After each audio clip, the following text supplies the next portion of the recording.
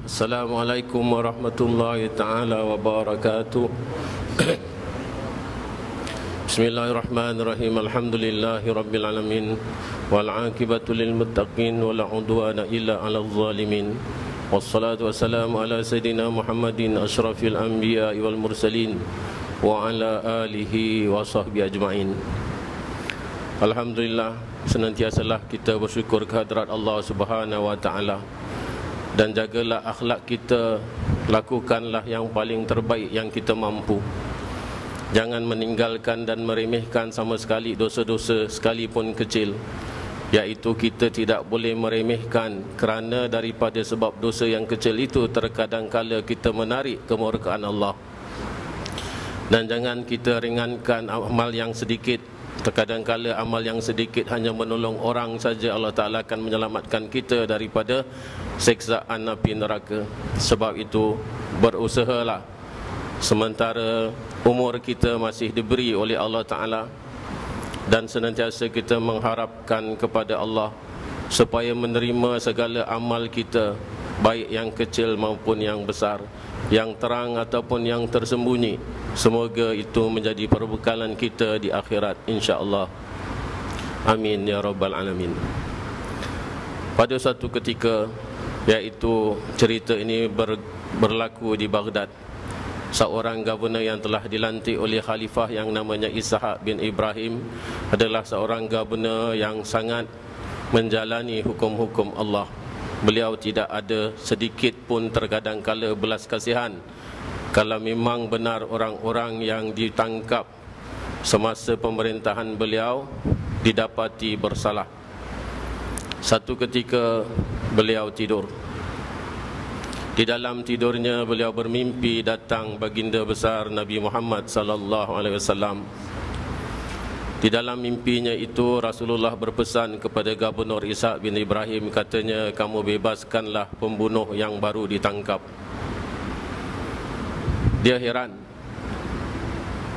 sama ada mimpi itu benar atau tidak, kerana di dalam mimpi itu dia terpegun melihat ketampanan junjungan Nabi besar kita Muhammad sallallahu alaihi wasallam. Seolah-olah dia termangu, tak tahu apa nak dijawab. Rasulullah mengulangi balik perintahnya, iaitu kau bebaskanlah orang yang baru ditangkap kerana dituduh membunuh. 3 kali Rasulullah memberi pesan kepadanya, kemudian dia sadar, barulah dia tahu bahawasanya itu adalah sebuah mimpi. Esok pagi-pagi, yang tidak pernah dia lakukan, bergegas dia ke kantor ataupun ke pejabat, langsung ke penjara. Di sana dia telah menemui orang yang menjaga penjara dan bertanya sama ada hari ini ada tak orang yang di dalam daftar pembunuh. Cari punya cari, tidak jumpa. Mana boleh, kata governor ini, tidak mungkin Rasulullah akan berbohong di dalam mimpinya, kerana setiap orang yang bermimpi Rasulullah, artinya Rasulullah itu ya adalah yang sebenarnya. Jadi dia kata, kamu periksa lagi, sungguh-sungguh periksa, kerana ini adalah sangat penting. Jadi periksa lagi, diulang lagi pendaftarannya itu, iaitu orang-orang yang baru ditangkap paginya. Maka ternyata ada seorang yang telah dituduh membunuh. Dia kata, kalau begitu bawa orang itu ke hadapan aku. Jadi apabila sudah bawa di hadapannya, dia lihat orang ini sedang dalam sangat ketakutan, kerana Gubernur Ishaq bin Ibrahim ini sangat keras hukumnya, dan dia itu sangat adil di dalam menjalani perintah Allah Subhanahu wa taala di dalam hukum hakam jenayah. Jadi kata governor ini kepada orang yang dituduh membunuh, kamu tenang saja, ceritakan apa yang sebenarnya berlaku sampai ketikanya kamu ditangkap. Dia memulakan ceritanya bahawasanya saya adalah orang yang selalu melakukan maksiat. Tidak kira sama ada minum arak ataupun berpoya-poya sama perempuan, malah itu merupakan hari-harinya perbuatan dia itu bersama dengan majikannya dan komplotan yang sama-sama kerja dengannya. Satu hari, majikan saya bawa seorang wanita yang sangat cantik. Memang untuk memuaskan hawa nafsu, itulah perempuan yang menjadi pilihan semua kawan-kawannya. Tetapi perempuan ini dapat melepaskan diri, lari kerana meronta, sempat lari. Kemudian itu semua kawan-kawan dan termasuk saya juga mengejar wanita ini. Yang akhirnya sayalah yang dapatnya. Kemudian majikan kata, aku serahkan wanita ini kepada kamu. Sebagai kebiasaannya laki-laki yang selalu melakukan maksiat, perkara itu sudah ringan bagi saya. Tetapi kali ini wanita ini sangat luar biasa. Ketika saya nak menghampiri dia, dia berkata, takutlah kepada Allah. Takutlah kepada Allah, bahawasanya perbuatan ini sekalipun tersembunyi, kamu akan dilihat oleh Allah Ta'ala. Dan kemudian perempuan ini berdoa, ya Allah, seandainya darah yang mengalir di dalam tubuh aku ini adalah darah kekasihmu Muhammad sallallahu alaihi wasallam, kau selamatkanlah aku daripada angkara ini. Rupa-rupanya wanita yang baru saja ditangkap, iaitu yang dijadikan pemuas nafsu, adalah Ahlul Bait, keturunan junjungan Nabi besar kita Muhammad sallallahu alaihi wasallam. Orang ini yang tertuduh membunuh, apabila dengar doa yang dipanjatkan oleh wanita ini, dia jadi terus lemah dan sangat takut. Dia kata, kalau benarlah kamu ini keturunan daripada junjungan Nabi besar Muhammad SAW, aku berjanji akan melindungi kamu. Mari kita lari keluar daripada sarang maksiat ini. Ketika dia nak melarikan diri, tidak sempat kerana sudah dipergok oleh kawan-kawannya yang lain. Terjadi pergaduhan yang amat sengit, iaitu semua orang-orang itu mahukan wanita ini. Jadi dia mempertahankan wanita ini. Dia kata, kamu lari. Sebelum lari, wanita ini berkata, berdoa. Dia kata, mudah-mudahan kalau kau menutup aib aku, mudah-mudahan Allah Ta'ala akan menutup aib kamu. Kalau kau menolong aku, mudah-mudahan Allah Ta'ala menolong kamu. Kemudian tu dia berdoa, wahai datuk, iaitu Rasulullah, keturunannya, kau selamatkanlah dengan syafaat kamu orang yang telah menolong anak cucu kamu. Dia terus lari dan terjadi pembunuhan, yang akhirnya pemuda ini ditangkap. Barulah Governor Ishaq bin Ibrahim ini mengetahui, rupa-rupanya kau telah berjasa kepada junjungan Nabi besar kita Muhammad sallallahu alaihi wasallam. Sebab itulah Nabi Muhammad datang di dalam mimpiku memerintahkan kamu untuk dibebaskan. Dia bertukar sama sekali daripada orang pelaku maksiat jadi orang yang paling warak di kota Baghdad.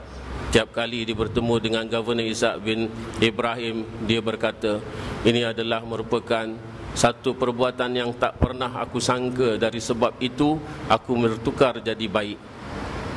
Governor Ishaq bin Ibrahim mengatakan bahawasanya, ingatlah, kadang-kadang sesuatu pertolongan itu kita tidak tahu bila datangnya, datang daripada Allah yang untuk menolong balasan kepada kita. Sebab itu jangan kita sia-siakan. Kalau ada kebaikan yang harus kita lakukan, maka kita lakukanlah. Ini adalah sebuah cerita yang benar-benar berlaku, kerana Ishaq bin Ibrahim wafat pada tahun 231 Hijriah. Ini adalah merupakan kisah teladan yang berlaku di dalam Islam.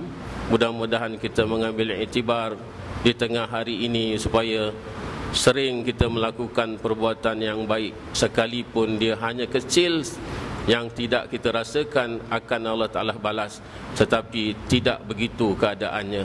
Apalagi kalau kita melakukan sesuatu yang amat besar. Di sini juga adalah merupakan pengajaran kepada kita bahawasanya apa saja sumbangan kita kepada Ahlul Bait, iaitu keturunan junjungan Nabi besar kita Muhammad sallallahu alaihi wasallam, Nabi tidak akan sia-siakan kita. Percayalah, kerana Nabi adalah Al-Amin, yang senantiasa memegang amanah yang dipercayai seluruh umat. Kita sambung apa yang telah kita kuliahkan, iaitu sejarah junjungan Nabi besar kita Muhammad sallallahu alaihi wasallam. Sampailah ketikanya Rasulullah dilahirkan oleh ibundanya Aminah binti Wahab. Dan ketika beliau dilahirkan, beliau sudah disunat, sudah dikhatan, sudah terputus pusatnya, dan matanya sudah ada bercelak.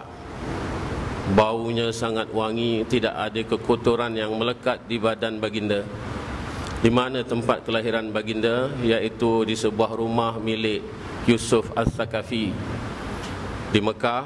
di satu tempat yang namanya Iras, dan dia telah dibidankan oleh ibu Abdurrahman bin Auf. Lahirnya ada pendapat mengatakan selepas terbit fajar, ada yang mengatakan sebelum terbit fajar.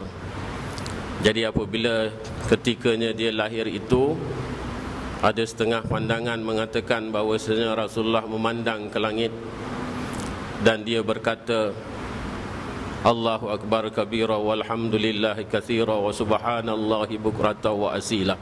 Itu yang kita baca di dalam doa iftitah, dan itulah kalimah pertama yang Rasulullah sebutkan ketika dia baru dilahirkan. Ini ada satu riwayat yang mengatakan demikian.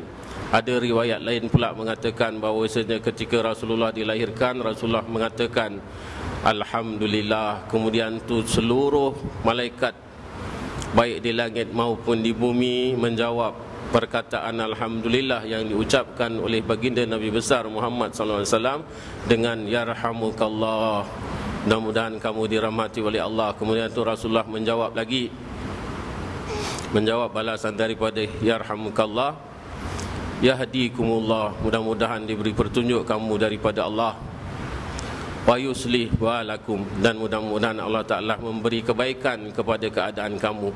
Itu yang Rasulullah jawab. Sehinggalah Rasulullah besar dipelihara. Nanti kita akan sambung ceritanya, tetapi sebelum kita menyambung cerita tentang kelahiran junjungan Nabi besar kita Muhammad SAW pada hari apa, iaitu hari Isnin, dan tanggalnya ada perselisihan daripada kalangan ulama, iaitu ada yang mengatakan 8 Rabiul Awal, ada yang mengatakan 10 Rabiul Awal, ada yang mengatakan 12 Rabiul Awal, iaitu bersama dengan 20 April 571 Masehi. So ini adalah merupakan ikhtilaf daripada ulama, walaupun jumhur mengatakan bahawasanya junjungan Nabi besar kita lahir pada 12 Rabiul Awal, tahun gajah, 50 hari selepas seragat tentera Abraha ke Mekah, Rasulullah lahir. Jadi sekarang timbul satu persoalan, bagaimana keadaan hari ini, iaitu apabila sampai saja bulan Rabiul Awal, hari kelahiran baginda besar Muhammad SAW, kita akan menyambutnya. Ada sebagian pihak mengatakan tidak mengapa menyambutnya sekalipun tidak pernah disambut oleh Rasulullah.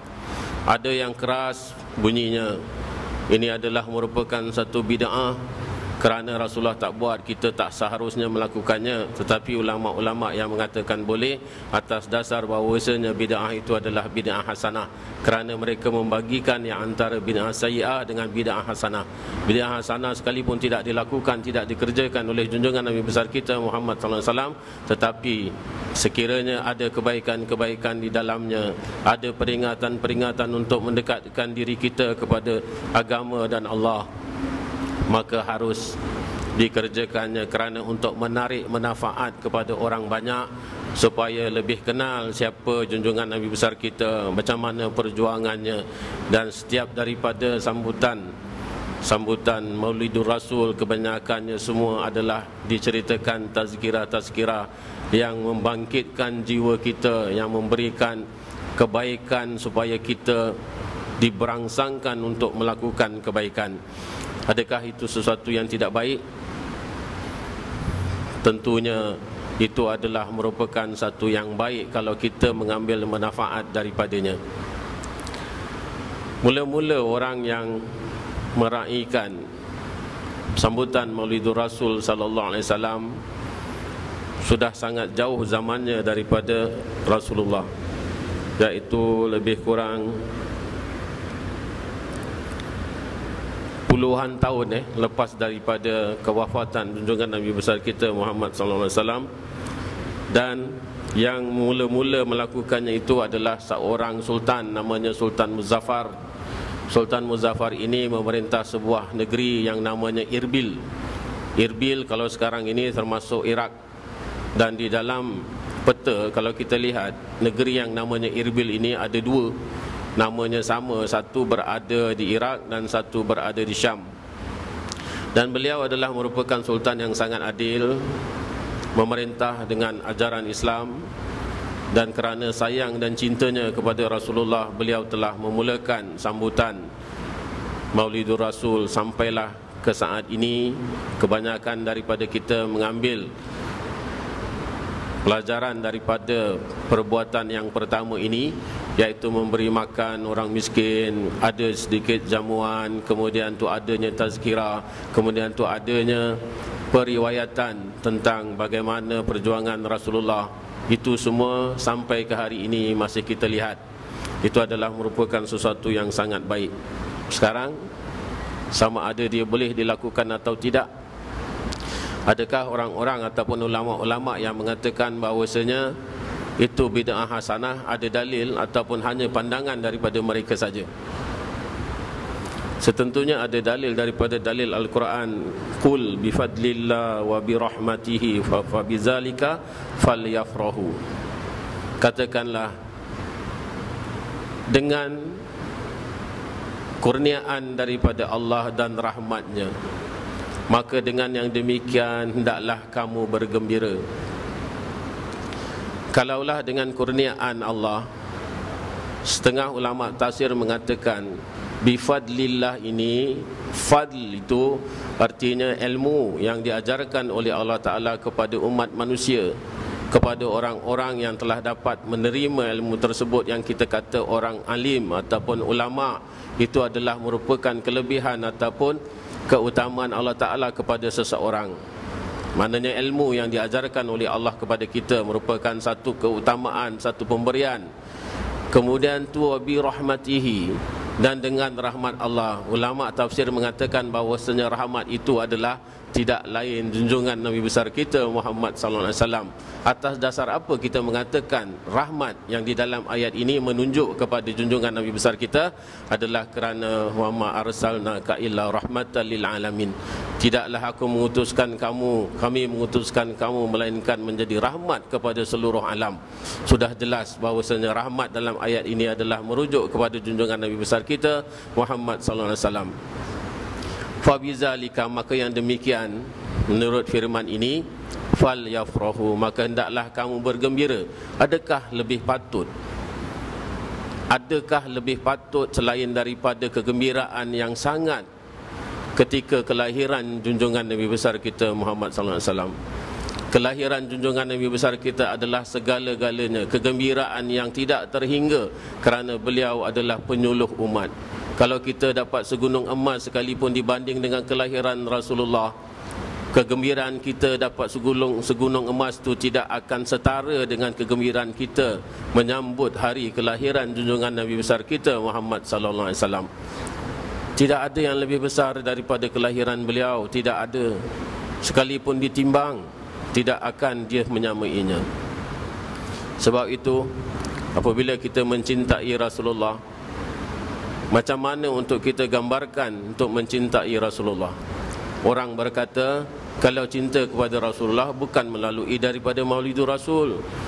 Cinta Rasulullah adalah menjalankan apa yang telah disunahkannya, mengikut apa yang telah diajarkannya. Kita tidak menolak pandangan seperti macam ini. Memang benar, kerana cinta umat kepada Nabi-Nya adalah mengikut apa yang telah diajarkan kepadanya, patuh dan setia. Berjuang di samping Nabi, sekarang Nabi sudah tidak ada, tapi kita mengikut berjuang menegakkan sunnahnya. Itu yang memang sebenarnya. Tetapi Maulidur Rasul adalah satu wadah di mana daripadanya akan datang cinta kepada Rasulullah. Nanti satu ketika selepas nanti kita menceritakan tentang ada satu orang Islam yang senantiasa pada bulan Rabiul Awal dia mengadakan Maulidur Rasul. Dia mempunyai seorang jiran, suami isteri, orang Yahudi. Orang Yahudi ini, istrinya bertanya kepada suaminya, jiran kita yang Islam itu tiap Rabiul Awal menghabiskan banyak uang. Kenapa? Jadi suaminya berkata bahawasanya dia adalah orang Islam, dia cintakan kepada Nabi-Nya Muhammad, sebab itu dia melakukan hal yang demikian. Tak apalah, itu menunjukkan cintanya kepada Nabi-Nya. Malamnya si isteri ini tidur, dia bermimpi. dia bermimpi datang seorang yang sangat tampan berjalan menuju kepada rumah jirannya yang Islam. Di samping orang yang tampan ini ada beberapa orang laki-laki yang mengiringinya. Kemudian tu di dalam mimpi ini wanita Yahudi ini datang hampir kepada rumah jiran Islamnya. Dia bertanya kepada salah seorang pengiring lelaki tampan ini. Dia kata, siapa itu?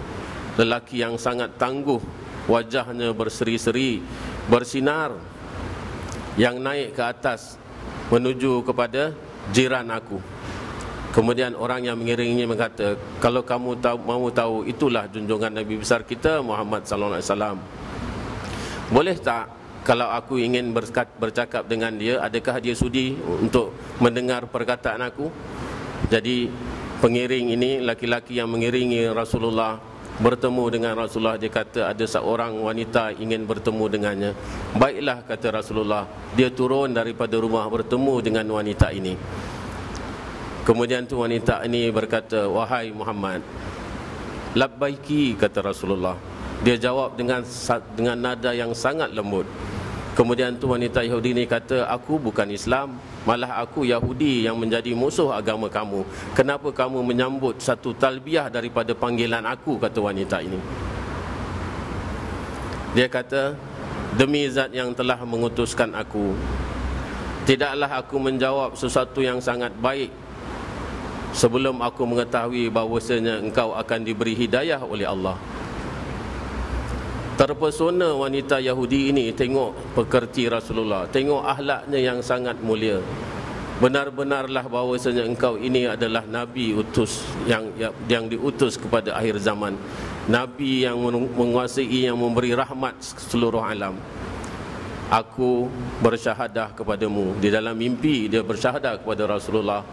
Dia kata, asyhadu an la ilaha illallah wa asyhadu anna Muhammadar Rasulullah. Dan di dalam hatinya berkata, nanti ketika esok harinya aku akan berbuat sesuatu, mengeluarkan harta aku untuk aku berikan kepada jiran Islam aku, untuk aku sama-sama meraihkan hari kelahiran Nabi Muhammad sallallahu alaihi wasallam. Dia sadar daripada mimpinya. Sudah pagi dia bersiap untuk menyiapkan apa yang akan dihantar kepada rumah jiran Islamnya ini. Tanpa dia sadar, suaminya juga melakukan hal yang sama. Jadi dia tanya, apa yang kamu lakukan? Dia kata, aku akan lakukan sama seperti apa yang engkau hajatkan di dalam mimpi. Tidakkah engkau ketahui bahawasanya selepas engkau memeluk agama Islam, selepas engkau bersyahadah kepada Rasulullah, aku datang bertemu dengan Rasulullah dan aku juga bersyahadah kepadanya. Ini keberkatan daripada Maulidur Rasul, jangan dipermainkan. Berapa banyak telah dibebaskan oleh Allah Ta'ala orang yang daripada neraka ke syurga disebabkan kerana cintanya kepada Rasulullah, kerana cintanya umatnya kepada beliau.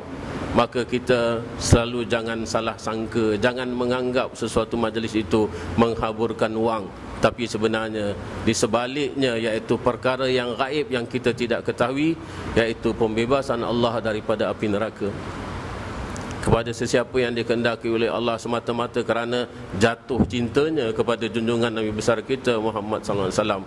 Kerana kita berselawat kepadanya, syafaatnya kita dapati. Maka ingatlah, sebagai umat yang kita ni sudah dimasukkan di dalam umat Muhammad, kita senantiasalah bersyukur kerana tidak ada nikmat yang paling besar selain daripada nikmat iman dan Islam. Teguhkanlah pegangan kita, tingkatkanlah amal kita. Mudah-mudahan kita menjadi hamba-hamba Allah yang baik dan hamba-hamba yang dikasihi oleh Rasulnya Muhammad sallallahu alaihi wasallam. Bijahi Sayyidina Muhammadin sallallahu alaihi wasallam. Syai'ulillah ilahul Fatiha.